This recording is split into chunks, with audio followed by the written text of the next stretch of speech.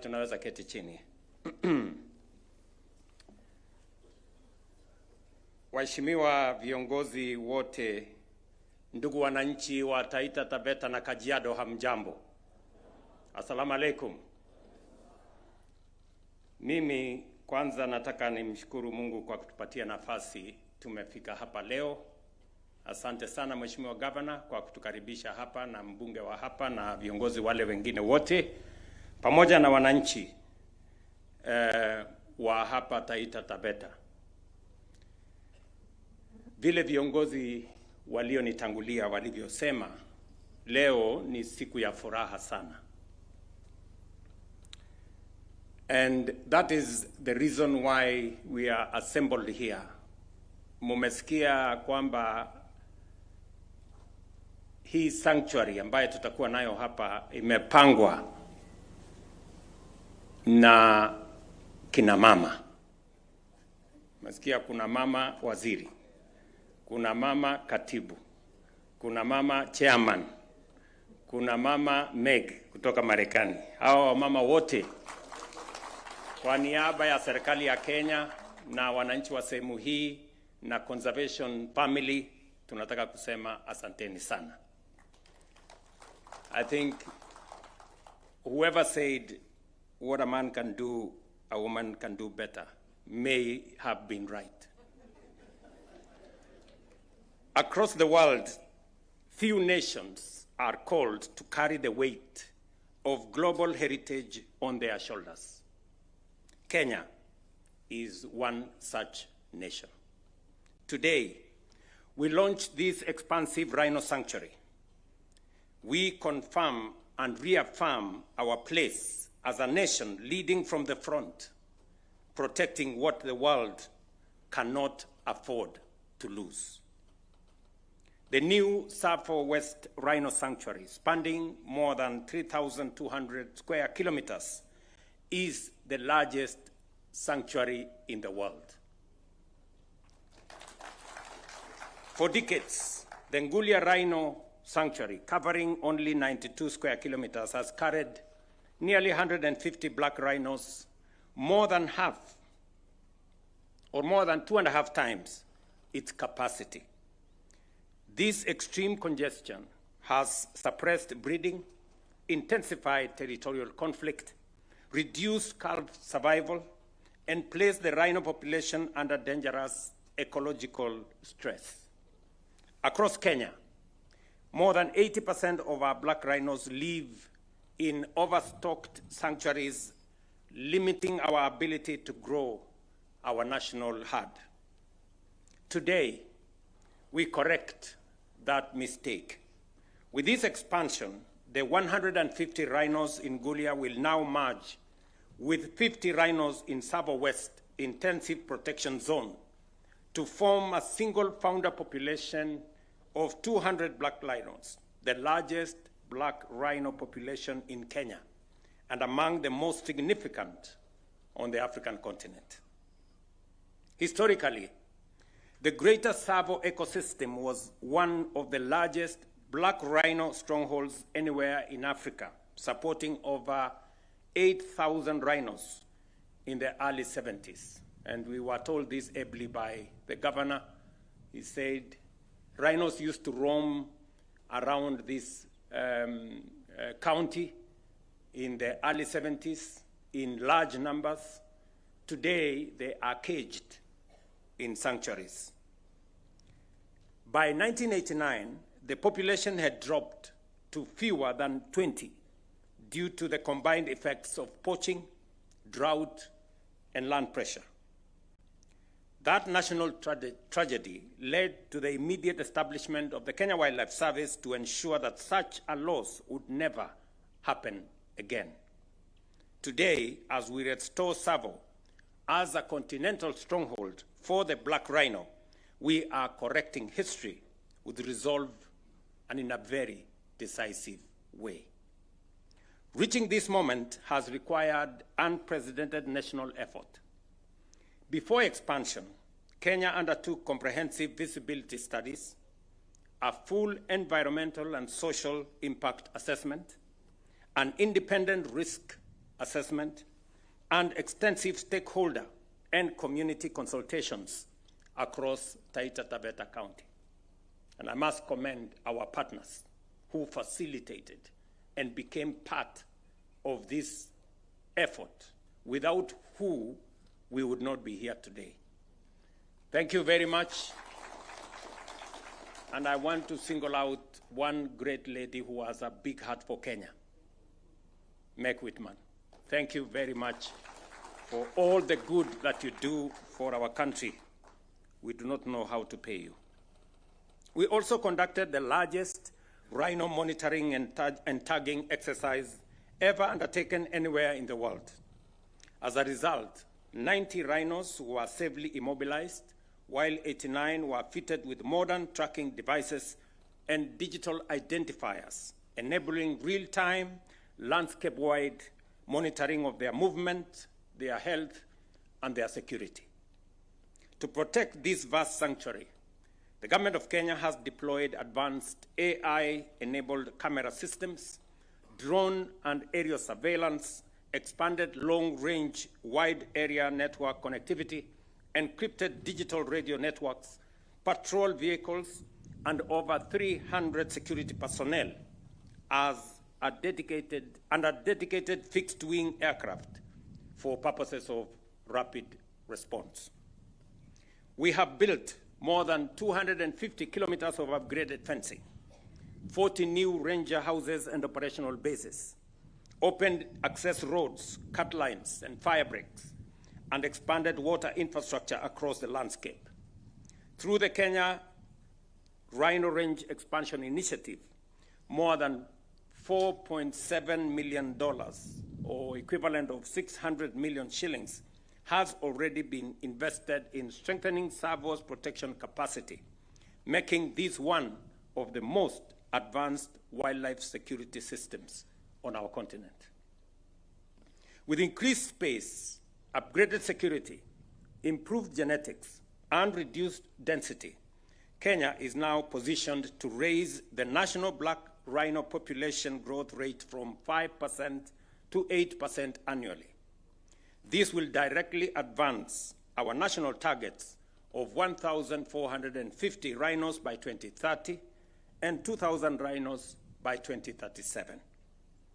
Today, Kenya is home to about 2,100 rhinos, including 1,060 black rhinos and 1,040 southern white rhinos, and the world's last two northern white rhinos.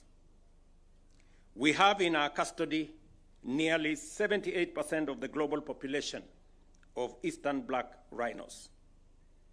This is not simply a conservation achievement. It is a sovereign responsibility of global significance. Our government is clear that natural capital is economic capital, and the Tsavo West Rhino Sanctuary stands firmly within our bottom-up economic transformation agenda, the National Wildlife Strategy 2030, and the Black Rhino Recovery and Action Plan. Ladies and gentlemen, conservation must also work for the people. The Tsavo West Rhino Sanctuary is already creating jobs in ranger deployment, surveillance, monitoring, fencing, roadworks, construction, and even logistics. It is stimulating local supply chains, transport services, community enterprises, and small businesses linked to a growing wildlife economy. As the sanctuary attracts more visitors, tourism will expand, benefiting lodges, guides, cultural tourism, crafts, and service providers. By 2030, this initiative is projected to create more than 18,000 jobs and generate over $45 million or 5.8 billion Kenya shillings in conservancy and tourism-linked revenue. We are redefining conservation in Kenya, not as a cost to the taxpayer, but as a national investment class. We are building a high-value tourism circuit across Tsavo and beyond, enterprise zones linked to conservancies and research, training, and ecological technology pathways for our young people. These initiatives, and specifically this one, belongs to Kenya. It belongs to our citizens. We are governed by transparency, science-driven decision-making, and mandatory benefit sharing with communities as a national policy. We will ensure communities are not spectators in this journey, but stakeholders in Kenya's green future. I know that the leadership of this county, the governor here, the members of parliament, and all the other leaders and the citizens of this county expect a lot from this facility, and rightfully so. I know we have had a conversation with the people of this county pale nyuma, na tulikuwa tumekubaliana na nilikuwa nimetoa maagizo kwa KWS na wizara wapange vile tunaweza kugawana mapato ambayo yanatoka katika hii mbuga za wanyama wa pori. Pale nyuma nililetewa balance sheet, na nikaambiwa ya kwamba hii sehemu haina faida yoyote. Ati pesa ambayo inatumika kulipa watu hapa na kulinda wanyama ni nyingi kuliko ile pesa inapatikana. Na kwa hivyo tutafanya mambo mawili mengine ambayo yatatusaidia mapato yapatikane zaidi, ndio wananchi wa Taita Taveta County na wananchi wa Kajiado County wapate haki yao kutokana na mbuga za wanyama wa pori. Haya mambo mawili, moja ni hii tunafanya leo hapa. Jambo hili ambalo tumefanya hapa leo ni kutengeneza mbuga kubwa ya rhinoceros, kifaru ama vifaru, kutengeneza mbuga kubwa ya vifaru. Hii mbuga kubwa ndio itakuwa mbuga kubwa duniani ambayo tunafanya leo hapa Tsavo. Hiyo sehemu ambayo tumeweka ua ama fence ni kubwa mara 2 kuliko Masai Mara, na ni kubwa mara 3 kuliko Meru National Park, kumaanisha ya kwamba tumetenga sehemu kubwa sana kwa ajili ya hawa wanyama ambao wako hatarini. Na sababu hiyo sasa wale watalii watakuwa wanakuja hapa, watakuwa wanalipa top dollar. Hapa hakutakuwa tena na mchezo. Wale watalii watakuja hapa, wazungu nani, kila mtu sasa watalipa pesa zaidi, ndio tupate pesa ya kugawana na wananchi, si ndio? Mtu ya kuzurura tu hapa, kuzurura bure, hakuna nafasi, kwa sababu tunataka pesa ya kugawana na wananchi, ama namna gani, si ndio? So jambo letu la kwanza ni kuhakikisha kwamba hapa tayari nimepatiwa taarifa na KWS kwamba kutakuwa na hoteli 5 mpya ambazo zitajengwa mahali hapa. Hizo hoteli 5 mpya itakuwa ni ile hoteli ya high end. Mtu akikuja hapa analipa $500 ama $1,000 kwa siku moja. Mnaelewa hiyo? Hiyo ndio inalipwa. Hata kule Masai Mara hiyo ndio bei ya kulipwa. Nyinyi mnanielewa? Kwani unafikiri kuja kuona wanyama live ni kazi kidogo? Na mmeona ile nimesoma hapa maneno mingi, tumeweka sijui nini, askari 300, tumeweka redio ya kufanya nini, ndege sijui nini, hiyo kazi yote mnafikiri ama namna gani? Ati alafu mtu tu akuja alale hapa na aondoke hivi hivi? Hiyo haiwezekani. Tunaelewana jameni? So tumekubaliana na watu wa KWS. Hapa hakutakuwa na hoteli ya kulipa 2,000 sio 3,000. Hakuna hoteli kama hiyo hapa. Hiyo hoteli tutaweka kule Voi. Wewe kae Voi huko. Hapa magari bwana. Woi huko waende walale huko. Lakini hapa kulala hapa kwa mbuga mahali iko rhinoceros, tumeweka ua, iko maneno mzuri, unalipa vizuri. Ndio tuongeze mapato, ndio tuweze hiyo mapato iweze kufikia wananchi. Jambo la pili ambalo tutafanya vile vile ni kutengeneza mambo ya carbon credit. Mimi nataka chairman, sasa mupange na bodi yako. Tuko na Tsavo hapa, tuko na Tsavo East, tuko na Tsavo West, tuko mpaka na kule Galana Kulalu, itengenezwe iwe ni zone moja, tuweze kuuza carbon credit kutoka hapa, ndio pesa ipatikane nyingi, ndio pesa hiyo iweze kufikia wananchi wa Taita Taveta County na Kajiado. Kwa sababu tusipofanya hivyo, wananchi watazidi na kutuuliza mbuga ya wanyama ya pori inatufaidi kwa njia gani? Ni mnanielewa? Yes. So KWS, Madam CS, mupangane hivyo vile nimewaelekeza. Ndio tuweze kutumia rasilimali hii kwa manufaa ya taifa letu la Kenya, kuwaleta watalii zaidi, na vile vile kwa manufaa ya wananchi wa ama jamii zote ambazo zinaishi karibu na mbuga hizi za wanyama wa pori. Nakubaliana na viongozi wa hapa, wamesema ya kwamba ni vizuri tuwe na mambo ya kuhakikisha kwamba kuna maji ya kutosha, ndio tuweze kupunguza ile human wildlife conflict. Na ndio mliona juzi nimetangaza ya kwamba ni lazima tujenge dams 1000 kama taifa.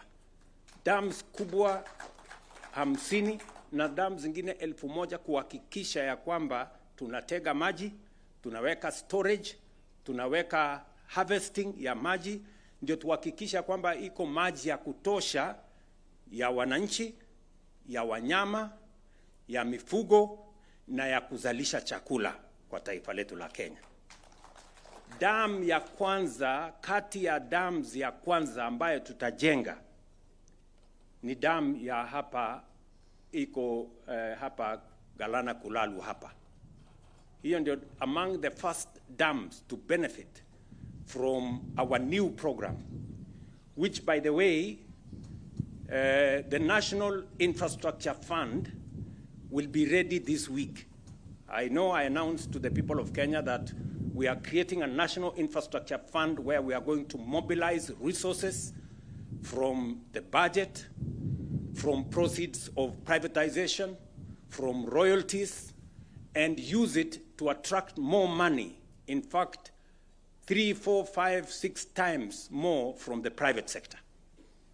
That instrument of National Infrastructure Fund will be ready this week, and we will begin the journey to walk the talk of making sure that we transform this country.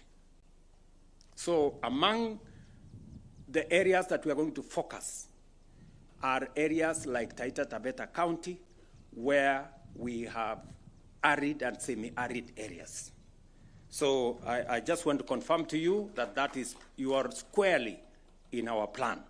Katika ile mpango tuko naye, tumehakikisha kwamba hiyo mpango itahusisha sisi wote, hasa sehemu za arid na semi-arid ambayo tutaanza kutumia kama sehemu za kuzalisha chakula na kuzalisha mifugo katika taifa letu.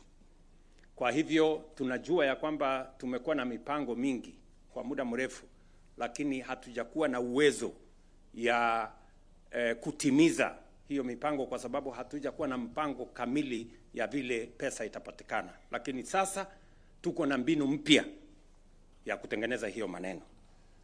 Na ndio sababu katika kaunti yenu ya Taita Taveta hapa, ambayo ni kaunti ya nyumbani hata kwangu, hapa mnajua tumeketi chini na hawa viongozi, tumekubaliana mambo ya mabarabara kwa budget. Hawa viongozi wanajua tuko na budget ya shilingi bilioni 2.7, 2.7 bilioni ya mwaka huu, na tutaongeza kufikia mwezi wa 3 wa 4 bilioni nyingine 2 kuhakikisha kwamba hizi barabara ambazo tumekubaliana na nyinyi tunazitengeneza. Tumekubaliana vile vile program yetu ya affordable housing. Taita Taveta County iko na bilioni 8 ya kujenga mambo ya affordable housing.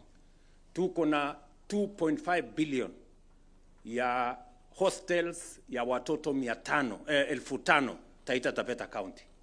Tuko na pesa milioni 750 ya kujenga masoko ya Taita Taveta County. Na hizo masoko tayari zingine zimeanza.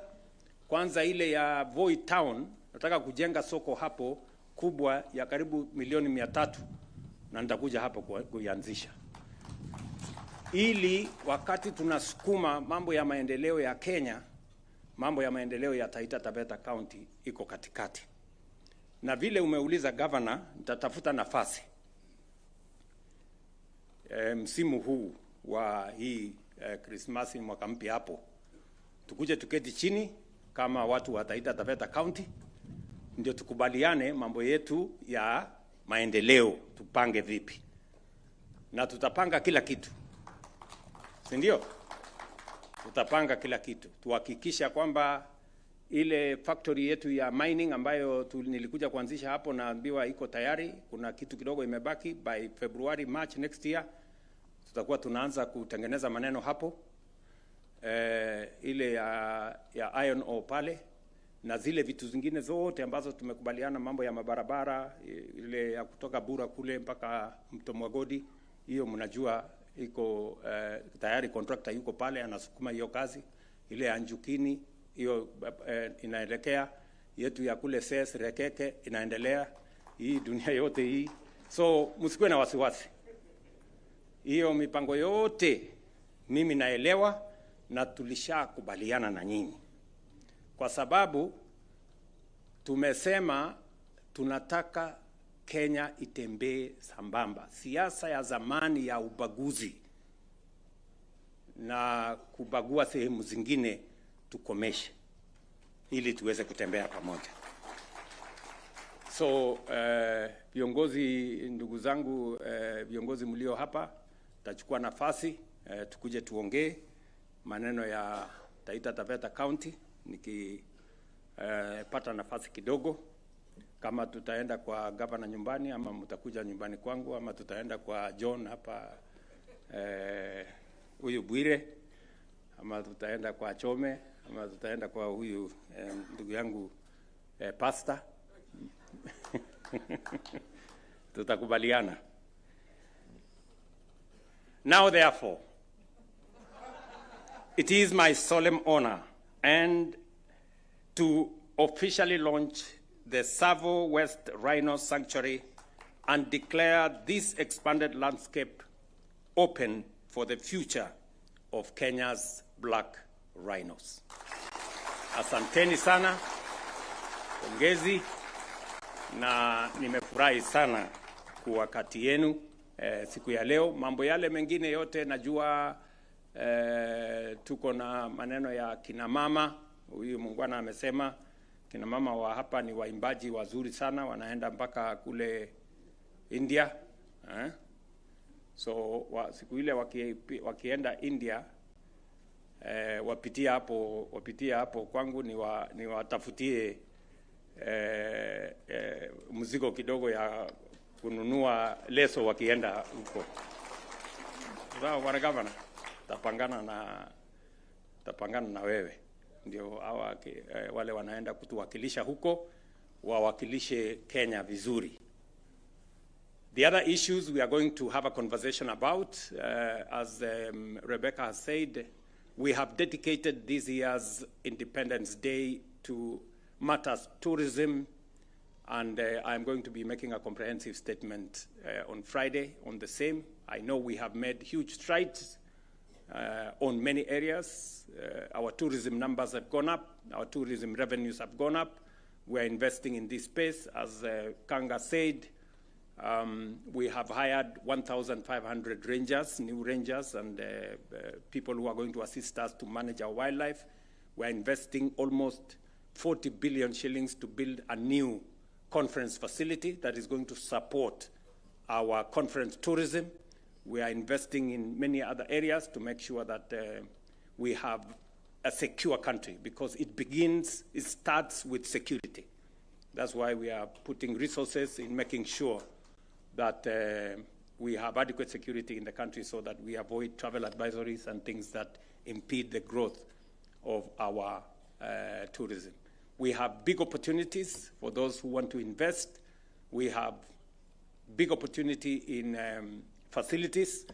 So we are looking for investors, people who are ready to put up hotels, people who are ready to put up other facilities in different parts of Kenya. And we are going to be encouraging investors and putting in place fiscal support mechanisms to make sure that we do that. We will make that statement at the appropriate time.